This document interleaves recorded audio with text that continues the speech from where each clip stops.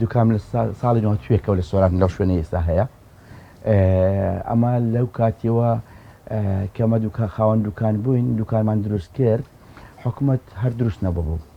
تووشی کێشەک بووینە دەبی ڕێشی بێخینەوە.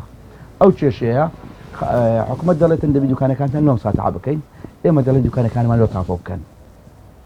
لە زمنی وەی لێک حاڵی نەبوونەکەیە دەبی حالەکی وەسەط لە بینەی ببیندرێتەوە. دەبێت ئەمە هەموو داواکاریەکانی دوکاندارەکانی سۆران، ئەمە کۆ لیژنەی نوێنەری دوکاندارەکانی سۆران داوای تاپۆکردمان کردیە بە کاملی، یعنی مەجالش لیان نەمێنیتەوە. حکوومەت دەڵێ لۆتان مساعفا دەکەین، بەڵام کاکەڵگۆرد بەڕێوەبەری ئیدارەی سۆران وعدی داینێ کە محامی سەرسەختی ئێمە بیتن، هەوڵدا دوکانەکانمان لۆ تاپۆ بکە، هەموو هیمکانێکی خۆی پێختەگەڕ. ئەو وعدەمان وەرگرتووە.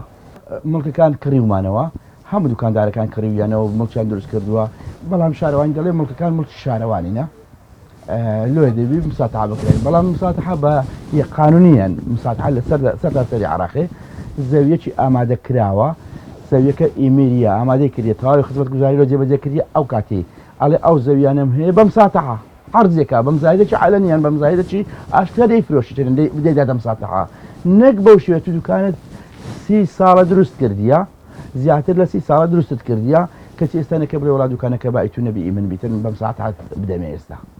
ئەمە لە ئەو بابەتەی نەچوینە بنباری ئەو یاسایی، کەسیشمان ئامادە نییە ئیمزای بکەین، ئامادەی نەداوان کردێ لە بەڕێز قایم قامی ئیدارەی سەربەخۆی سۆران داوامان کردێ دوکانەکانمان تاپۆ بکرێن.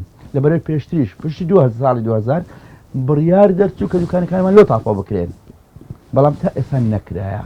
ئەمە پێشتر هەموو دوکاندارەکانی سۆران، هەموو دوکاندارە کسەرێکی زۆری دوکانەکانی کڕیتەوە، کڕیتەوە من مڵکە شارەوانی لۆ تێکڕم. ئەمن لە کاتێکی مڵکێک هەموو مڵکەکان شارەوانیش ئەو سەردەمینە هاتی بگۆدەکە کە ئەو زەویانە هیچ کەسێک ناوی کڕنی فرۆشتنی پێ بکرێن لەبەر ئەوەی مڵکی شارەوانیە، هیچ کەسێک لۆی نەکردن فرۆشتنی پێ بکرێت. هەموو لە مەکتەب عقارەکان دەبا مەکتەب عقارەکانی ئەو کات ئاگادار کردەوە کاکە ئەو زەویانی ناوی بە هیچ کڕنی فرۆشتنی پێ بکرێت. ئەمە سەنەدمان هەیە کە پێشتر زەویەکەمان لە کۆمەڵە خەڵکێکی کڕی بە نوێنەرایەتی لیژنەی ناوچەی سۆرانی پارتی دیموکراتی کوردستان و نوێنەرایەتی نوێنەری قایم قامی لەگەڵدا بوو قایم قامی سۆران ساڵی 93 کە گوتی ئەو زەویانە خاوەنەکانیان فلان و فلان و فلانە سێ کەسی با پشتیانە کەوانە مستەفید نبووینە لە خەرەبووی میری لە حکوومەتی عێراقیەوە لۆ ئەوی مڵکەکانیان خەرەبوویەکەی وەربگرنەوە لە بڕی ئەو خەرەبووی ئێوە پارەیەکیان بدەنێ لیان بکردنەوە. ئەمە هاتی هەر شوێنی 20 مەترەکەمان بە 1500 دیار لێکردنەوە ئەو سەردەمی بە 1500 دیار وەکو مڵک کڕیتنەوە. هیچ لێکێک لەو خاوەن دوکانانە نازانێتن دوکانەکەی چییە، ئایا دوکانەکەی مساتحەیە تاپۆیە، چکە هیچ ئەوەلاتە چینە. ئێمە لیژنێکمان پێکەناوە لە هەنگاوی یەکەم هەموو ئەو دوکانانەمان جەرد کردووە و چەند دوکان لەناو ئیدارەی سەربەخۆی سۆران هەیە. اینجا هەنگاوی دوم ئەوەیە بزانین چۆن میکانیزمێک بدۆزینەوە بۆ ئەوەی سنفی ئەو زەویانە دیاری بکرێتن.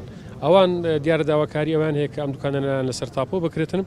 ئێمە لەگەریشان دانیشتن و قسەشمان لەگەڵ کردوون، داواکارەکانیشمان بە هەند وەرگرتن و داواکارەکانیشان بەرز دەکەینەوە. بەڵام تاپۆکردنی ئەم دوکانانە لە دەسەڵاتی ئیدارەی سەربەخۆی سۆرانیە لە دەسەڵاتی ئەنجومەنی وەزیرانە، داواکارەکانیان بەرز دەکەینەوە. بەڵام ئەوەی داواکاری ئێمەش لەوان ئەوەیە تا ئەو بابەتە یەکلا دەبێتەوە لێک تێگەیشتنێک هەبێتن لە نێوان خاوەن دوکاندارەکان و لە نێوان شارەوانی بۆ ئەوەی ئەوانش لە خۆیان دڵنیا بن. ئێمە دڵنیایان دەدەینێ کە بە هەر زۆرە بێتن ئەو کێشیان بۆ چارەسەر دەکەین هەتا ئەوانش لەوەی دڵنیا بن و لە کاتی کڕین و فرۆشتنیش بزانین سنفی ئەو زەویانە چیە.